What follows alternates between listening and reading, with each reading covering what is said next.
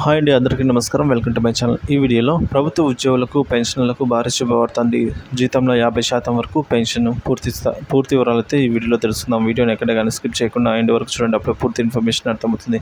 వీడియోకి ఒక లైక్ చేయండి ఫ్రెండ్స్. వీడియోలోకి తెలుపుదాం. పూర్తి స్థాయి బడ్జెట్ను ప్రవేశపెట్టేందుకు కేంద్ర ప్రభుత్వం సిద్ధమైంది. కేంద్ర ఆర్థిక మంత్రి తన ప్రసంగాన్ని ఖరారు చేస్తున్నారు. ఈ క్రమంలో పలువురు ఆర్థికవేత్తలు, మార్కెట్ నిపుణుల తమ అంచనాలను, సూచనలను ప్రభుత్వానికి అందజేస్తూనే ఉన్నారు. ఈ క్రమంలో కేంద్ర ఉద్యోగులకు ఒక శుభవార్త అందిందండి.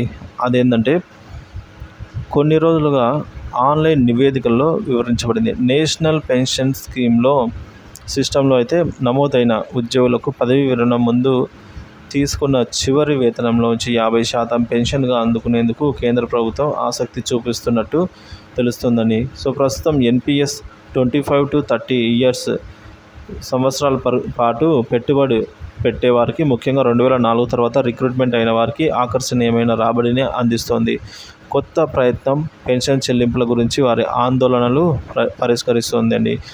చివరి జీతం 50% కాగానే అందరికీ ఓపీఎస్ గుర్తుకొస్తుంది. అయితే ఓపీఎస్ను ఎట్టి పరిస్థితుల్లో వెనక్కి రాబోయేదేం లేదని చెప్పేసి కేంద్రం స్పష్టం చేసింది. అయితే ఆర్థిక మంత్రి నిర్మలా సీతారామన్, ఆర్థిక కార్యదర్శి టీవీ సోమనాథన్ నేతృత్వంలో కమిటీని ఏర్పాటు చేశారండి. ఓపీఎస్ని తిరిగి తీసుకురాలేకపోయినప్పటికీ ఇది కొంత స్థాయి హామీని అయితే అందించే అవకాశాన్ని పరిశీలించి ప్రపంచ పద్ధతులను కూడా సమీక్షించారు. ఆంధ్రప్రదేశ్ వంటి రాష్ట్ర ప్రభుత్వాలు తీసుకొచ్చిన మార్పుల పర్యవసానాలను అధ్యయనం చేసింది అండి కేంద్ర ప్రభుత్వం.